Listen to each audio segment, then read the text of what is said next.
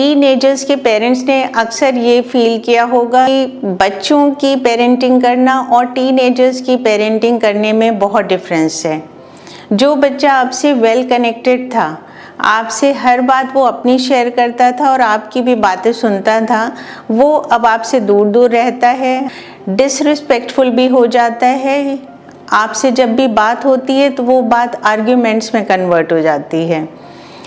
ऐसी डिमांड्स करते हैं कि पेरेंट्स उनको फुलफिल भी नहीं कर सकते। तो अगर आप इस तरह की प्रॉब्लम्स फेस कर रहे हैं तो इस वीडियो में मैं ऐसी टिप्स शेयर करूंगी जिसको आप फॉलो करके अपने बच्चों से वेल कनेक्टेड हो जाएंगे और उनके एक फ्रेंडली गाइड बनकर उनको हर तरह की प्रॉब्लम से बचा पाएंगे। नमस्ते दोस्तों, मैं हूं आपकी होस्ट अंशु। इस चैनल को सब्सक्राइब ना किया हो तो सब्सक्राइब कर लें। तो सबसे पहले जानने की ज़रूरत है कि टीनेजर्स का बिहेवियर ऐसा क्यों हो जाता है। बच्चे जब बड़े होते हैं और प्यूबरिटी तक पहुंचते हैं तो उनके अंदर बहुत हार्मोनल चेंजेस होते हैं और इन चेंजेस की वजह से उनमें कुछ फिज़िकल चेंजेस दिखाई पड़ते हैं और कुछ इमोशनल चेंजेस भी होते हैं जो दिखते नहीं हैं, लेकिन वो बिहेवियर के फॉर्म में दिखने लगते हैं। कई बार मेंटल हेल्थ इश्यूज़ भी होना इमर्ज हो जाती हैं। ऐसी स्टेज में बच्चे कई बार उनमें मूड स्विंग्स होते हैं, इंटरेस्ट चेंज हो जाते हैं। कभी वो एक फ़िलॉसफी को मानते हैं, कभी वो दूसरी फ़िलॉसफी को मानते हैं। अक्सर वो अपनी इंडिपेंडेंट आइडेंटिटी को लेके बहुत ज़्यादा कॉन्शियस होते हैं और उनकी एक स्ट्रॉन्ग अर्ज होती है कि उनकी पर्सनालिटी एक पर्टिकुलर टाइप की हो और उसके लिए वो कांस्टेंट एफर्ट करते हैं, सोचते रहते हैं। अपनी बॉडी इमेज और अपने अपीयरेंस को लेकर भी उनके मन में कांस्टेंट एक थ्रेट रहता है। वो किसी ना किसी से इन्फ्लुएंस हो जाते हैं और उनको कॉपी करने की कोशिश करते हैं। तभी आपने अक्सर देखा होगा कि बच्चे हेयर कट करा के आए और आप एकदम से शॉक रह जाते हैं कि इसने ये क्या करा लिया, और आपका इंस्टेंट रिएक्शन आता है कि अरे ये तुम कैसे लग रहे हो, बहुत फ़नी लग रहे हो। इसी तरह से कोई ड्रेस वो पहनते हैं जो आपको ऑकवर्ड लग रही है तो फिर आपका रिएक्शन आता है कि ओ ये तो बिल्कुल नहीं अच्छी है, चेंज करो इसको। कभी वो टैटू बनाते हैं, कभी कुछ करते हैं। तो इस तरह के एक्सपेरिमेंट्स वो करते रहते हैं। सारे जो चेंजेस आपको दिख रहे हैं ये बिल्कुल नॉर्मल है। एक टीनेजर का इस तरह से बिहेव करना एक नॉर्मल बिहेवियर है। ये उनके हार्मोन चेंजेस के कारण ही हो रहा है। तो पेरेंट्स को चाहिए कि ये समझें और बच्चों को सपोर्ट करें, उनको टीज़ ना करें, इरिटेट ना करें, ना कोई प्रीचिंग करें, ना आप बहुत स्ट्रिक्ट बन के उनके साथ पेश आइए।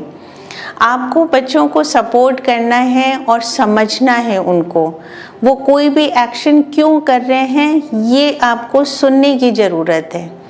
बच्चे आपके पास आते हैं कहने पर आप सुनते नहीं हैं, आप पहले ही जज करने लगते हैं।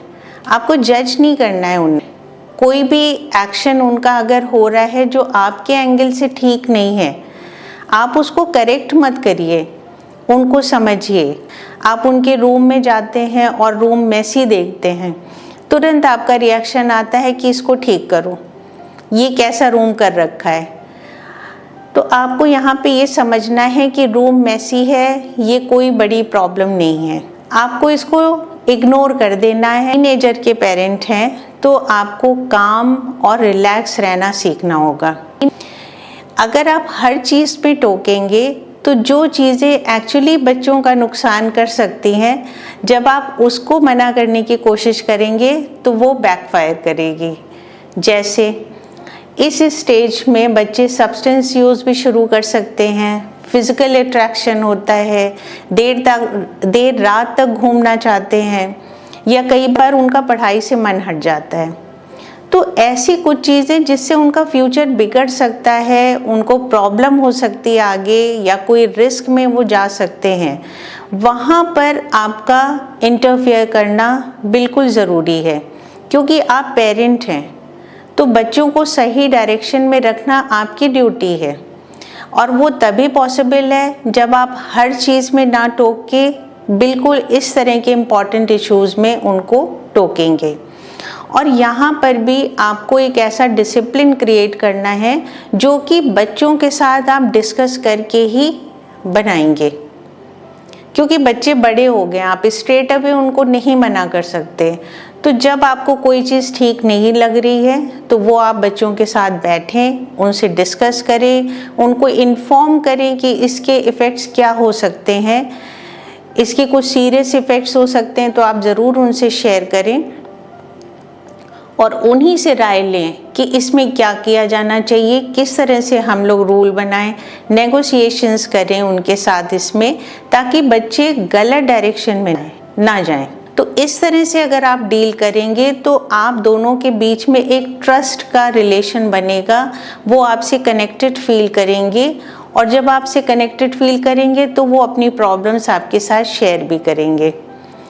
तो मिलते हैं नेक्स्ट वीडियो में एक नए टॉपिक के साथ। इस वीडियो को लाइक एंड शेयर करिए और कमेंट करके बताइए कि आपकी क्या स्ट्रैटेजीज रहती हैं। Thank you.